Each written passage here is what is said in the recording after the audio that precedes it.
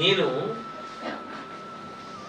అమృత సముద్రంలో ఎలా అయితే కొలువై ఉంటానో, సుధా సింధోర్ మధ్యే సురవిటపి వాటీ పరివృతే అంటారు కదా శంకరాచార్యుల వారి సౌందర్యలహరిలో.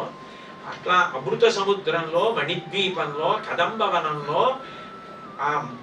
ఎట్లా ఉంటానో అట్లా నేను మళ్ళీ పూర్ణమైనటువంటి నా కళలతో నివసించేటటువంటి ప్రదేశం ఏది అంటే శ్రీపుర సప్తమి. శ్రీపురంలో ఉంటాను. శ్రీపురం అంటే ఏమిటి? కంచి. ఎందుకనంటే కంచికి 5 పేర్లు ఉన్నాయి. కామకోష్ఠము, కామకోటి, ఇది కూడా కామాక్షి విలాసంలో ఉన్న శ్లోకమే.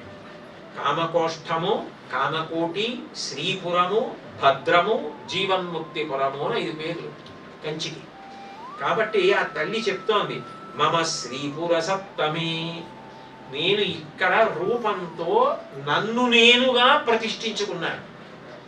నేనే ఇక్కడ కొలువై ఉన్నాను.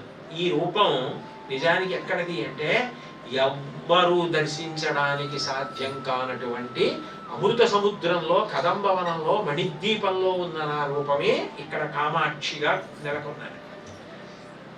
ఇందులో కకారాకార విలసన్ మకార ప్రతిపాదితాన్ జగత్శ్రీ సృక్షయాచాహం పునర్బ్రహ్మ హరీశ్వరాన్ త్రీనక్షిభిర్విరచ్యాసం కామాక్షి నామశాలిని. మహాప్రళయంలో లోకాలన్నీ నిశ్శేషమైపోయిన తరువాత మళ్ళీ యుగం ప్రారంభమైనప్పుడు, పునఃసృష్టి చేసినప్పుడు నేను నా 3 కన్నులలోంచి, త్రయంబకం 3 కన్నులలోంచి ముగ్గురిని మొట్టమొదట సృష్టిస్తాను. అందులో కకార అకార మకారములు. కామ, ఇందులో బ్రహ్మ, విష్ణువు, రుద్రుడు. కకార అకార మకారముల చేత నా 3 కన్నులలోంచి సృష్టి చేయడానికి బ్రహ్మగారు, నిలబెట్టడానికి విష్ణువుగా, సంహార ప్రక్రియ. సంహారం అంటే చంపేయడం కాదు, జ్ఞానమిచ్చుట, జ్ఞానమిచ్చి మళ్ళీ పుట్టకుండా మోక్షములకు కారణమగుట, రాత్రివేళ నిద్రాకాలిక శుభమును కల్పించుట.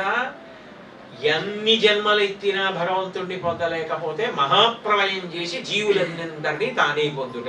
ఈ 3 చేయడాన్ని సంహార ప్రక్రియ అంటారు. అంతేగాని అదే పనిగా చంపేస్తే పూజ ఎందుకు చేస్తారు శివుడికి?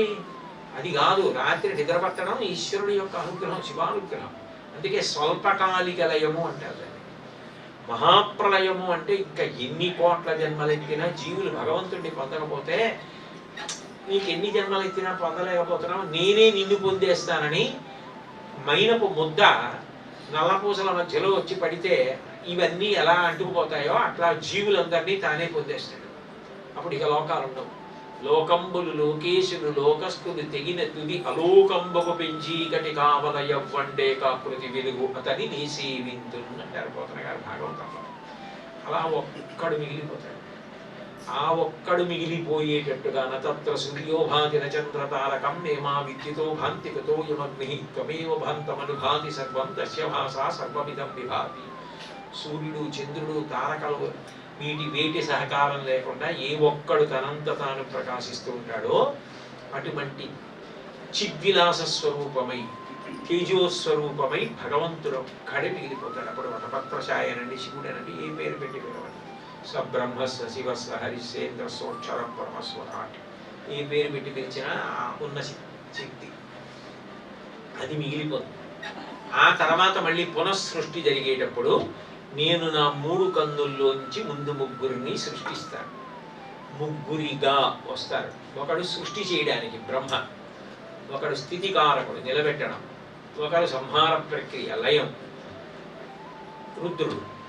ఈ ముగ్గురిని సృష్టించి లోకములనన్నింటినీ సృష్టిస్తాను. ఇది చేసినప్పుడు నా చేతులు నేను వాడక్కర్లేదు. కోటాను కోట్ల బ్రహ్మాండములను సృష్టించడానికి కావలసిన శక్తిని బ్రహ్మకిస్తాను.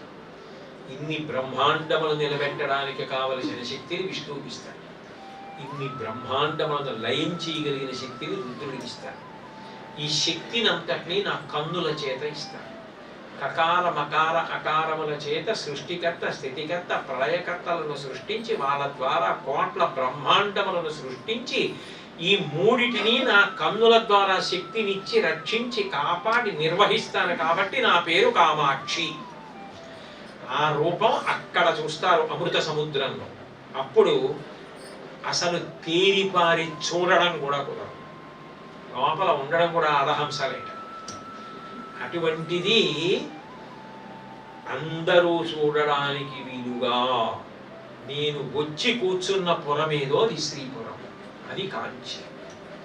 అటువంటి కంచిలో నన్ను నేనే ప్రతిష్ఠించుకున్నాను, ఈ రూపంతో నిలబడ్డాను దేవతల అంటే. అప్పుడు మొట్టమొదటిసారి ఆవిడ ఎక్కడానికి పల్లకీ తెచ్చాడు బ్రహ్మగారు. ఉత్సవమూర్తిగా ఆవిడ బయట తిరగాలిగా, ఆవిడ ఎక్కడానికి పల్లకీ తెచ్చాడు. ఆ పల్లకీ పేరు కుంతల, కామాక్షి విలాసంలో ఉంటుంది. ఆ కుంతల అని పేరు కలిగినటువంటి పల్లకి ఎక్కి ఆవిడ ఊరిరిగింపుకి వెళ్ళింది. ఆవిడ శ్రీచక్రాన్ని పతకంగా చేసి ఆవిడ మెడలో వేశారు.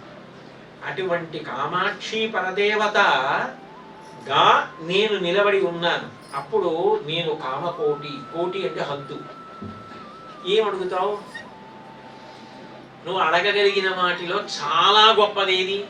ఇక జన్మద్దు, మోక్షం. అది పెద్ద విషయం ఏం కాదు. అంటే అన్నిటిలోకి చాలా కష్టమని మనం ఏమనుకుంటామో అది కూడా హేళగా ఇవ్వగలిగినది ఏదో ఆమె కోరికలకు చివరి హద్దు, కామకోటి. అది ఆమెయే కామకోటి, కామాక్షి. కామకోటి కామాక్షి అంటుంటారు. అందుకని ఈ స్తవం చేసినప్పుడు చంద్రశేఖరీంద్ర సరస్వతి మహాస్వామి వారు సాక్షాత్ కామాక్షి స్వరూపం. వారు చెప్పిన ఈ స్తవాన్ని చదవడానికి ముందు కానీ తర్వాత కానీ దీపం వెలిగించి 7 ప్రదక్షిణములు చేస్తే కామాక్షి ప్రసన్నురాలవుతుందని ఆయనే చెప్పారంటే ఇంకా అది ఎంత శక్తివంతమైన స్తోత్రం! ఇంత తేలిక భాషలో ఇచ్చాడు. ఓ తల్లి, నాకు కళ్యాణమును అనుగ్రహించు.